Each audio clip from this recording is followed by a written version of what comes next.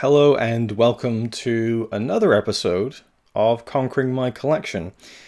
This is a weird series. It kind of started off as something and it kind of has been just jumping back and forth through different formats, and I'm still not happy with it, but I still want to continue it. I like the idea of conquering my collection, and I'm going to try and shake things up a little bit.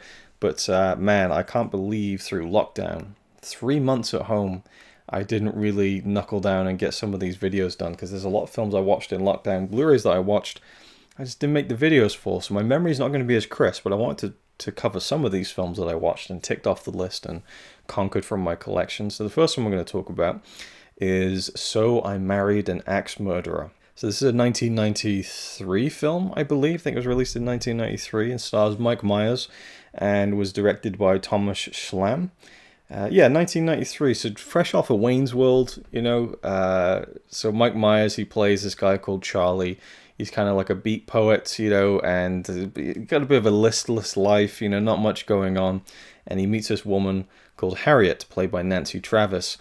And he falls head over heels in love with her. And, there's a little bit of ambiguity to this woman. And there's this plot that unfolds in which her past seems very hazy and checkered, and she has many ex-boyfriends and some kind of larger-than-life stories that she doesn't really go into too much detail about. And there's also this story of someone who's been a serial killer who's been going around killing certain men. And so Charlie gets it into his head that this woman that he's fallen in love with and who he eventually marries is in fact an axe murderer, and that she's a serial killer who is going to marry him and then, gut him, basically. There's a little bit of humor in that, and it's certainly a film that plays into that. You could make an argument this would make a really good thriller if you played it right down the line, but it's a comedy, and it's Mike Myers. But the interesting element of this film to me was that Mike Myers was, I don't want to say Mike Myers, but he was just very ordinary in this film. It's strange for me because I come to this film from the perspective of Wayne's World, Austin Powers, Shrek, Fat Bastard, all these kind of characters that he plays. I think that Mike Myers is a great caricature actor. Not a character actor, but a caricature actor, like just a really outlandish stuff. Like you got Wayne's World, Wayne Campbell, who's this just like, super nerdy kind of like cool dude, but not really cool, but he's still cool. I don't know. That's a really interesting character in Wayne's World. I'd love to talk about those films someday, but that's very much a kind of an over the top character, and Austin Powers even more so. This kind of this big homage and kind of love letter to like the spy movies of the 60s and stuff, and then just making the ugliest guy possible who all the women love. It's just hilarious. Fat Bastard, then you get into real caricature, and then Dr. Evil, and then you got Shrek and all the accents that he does. Well, I say all the accents, there's mainly just one, it's Scottish, right? So and I'll get to that in this film. But here, So I Married an Axe Murderer, Mike Myers is, for all intents and purposes, Mike Myers. And that didn't really work for me. He just was very plain and uninteresting. And I read that this film was very troubled in its production. He was coming fresh off of Wayne's World, so it was kind of like, let's get him in another movie, maybe. I think he and a friend rewrote some of the script, and there was a lot of tension on set, and rumors of reshoots and stuff. I think I also read that he lost his father around this time, so maybe that kind of, compounded things. But yeah, there was just something about him that was a little bit off in the film. Even down to the haircut, just like kind of in the 90s kind of like, curtains, little mini curtains haircut he had, right? It didn't seem right. There's a couple of shades of like him being, a bit more, I don't know how to say himself, but a bit more outlandish comedically, which are kind of funny, and there are funny moments in the film, and I did really enjoy it actually. And I have to, what's the word? I completely honestly say that a lot of my enjoyment of the film came from the actress who plays Harriet, Nancy Travis. She's an incredibly beautiful woman, and I just, and a good actress, so that was a nice combination for me to watch. But also the way that her character almost seems oblivious to everything that's going on as far as his suspicions of her, and I found that very funny, and the way she played it, kind of almost deadpan, very funny. But there's also, but at the same time, there's a bit of a twinkle in her eye at times too. It's almost like she knows something. I don't know. It's quite a layered thing that's going on there. Maybe inconsistent. I don't know. But I know it's not a film you're looking for brilliance in. It's not a film that you want to be like, high art or anything. I mean, the film is called So I Married an Axe Murderer, right? It has the song, I don't know what the song's called. It's There She Goes. And that is used, I think, about 3 or 4 times in the film, I think. And it's just like, wow, they really, like, did they get like a buy one license, get 3 for free? Like, it just seemed very strange to keep using that song over and over again. And one of the main things I liked about the film, again, superficially, I have to say, and honestly, is the fact that it was set in San Francisco. I love films set in San Francisco for some reason, and just seeing the streets of San Francisco was very nice. A couple of days later, I had a nice dream about being in San Francisco, which I appreciated. So it was just, I don't know, I liked the setting. But also in the film, Mike Myers plays Charlie's father, Stuart. So it's just Mike Myers screwing his face up a bit with glasses and a little bit of makeup, and he's doing a Scottish accent. I think he based it partly on his father, and again, coming to it now, it's like, oh, it's the Scottish thing he does.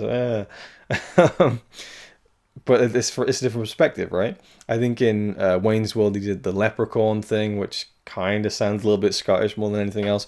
But this was the first time he did it. He would then go on to do it with Fat Bastard in the Austin Powers movies, and then with Shrek as well. So coming to this film at the end of all those other projects he's done is kind of like, oh yeah, the Scottish thing again.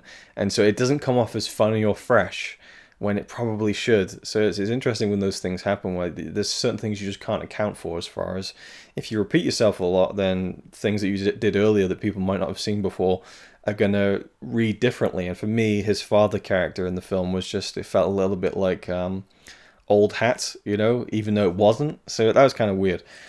And there is a twist in the, and I was actually getting really into the film towards the third act, when I was actually thinking, okay, what's really going on? Is she really, or is there just red herrings going on? And there's a key to the twist. If you've seen the film, you know what that key is. And I can't believe I didn't see it coming, because, it's so obvious when you think about it, especially when you think about what it involves, or the character it might involve. One shout out to Alan Arkin, who's hilarious in a very small, brief cameo in the film. I thought he was really funny. It was a good time, and I would watch it again. It's just one of those things where, I don't know, I think I was expecting a little bit more with this, but this was a Poundland pickup, so as far as that goes, I mean, you can't really complain.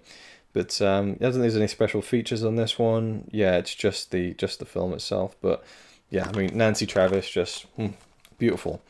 And Mike Myers, not so much. I don't know. It's the haircut. I don't know what it is. He just looks weird in the film, and it almost doesn't feel like him, But there are some really good moments to it. I enjoyed it quite a bit, and I'd keep it in my collection for the sake of it being a Poundland title. And if I feel like watching, the glorious streets of San Francisco and the pretty face of Nancy Travis and Mike Myers trying his best with, stuff that doesn't seem to fully suit him. The poetry bits felt like it was almost attaching itself to something where it would be quite memorable. I know people probably, maybe I don't know what people, how people view this.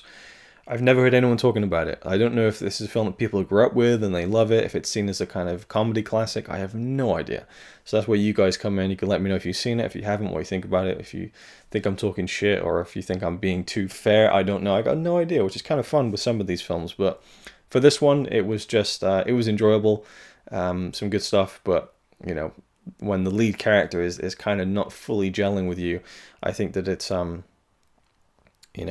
it's not great, I guess. But I still enjoyed it. I still really enjoyed it. It's weird. What can I say? It wasn't a complete write-off, but I enjoyed it quite a bit. I just think that, I don't know, I feel like if there was more of a character for Mike Myers in this, to go a little bit more crazy, but then the whole joke is that he isn't, and that he is this just complete straight guy, just like, he's a little bit funny, he's got a little bit of charm to him, a little bit of humor, you can make her laugh and stuff, but, he's playing a much more subdued role than he normally does, which needs to happen for that paranoia to set in, and I don't know. Yeah, anyway, so that's my thoughts on the film. Thank you for watching, and I'll see you in the next one. It's alright by me.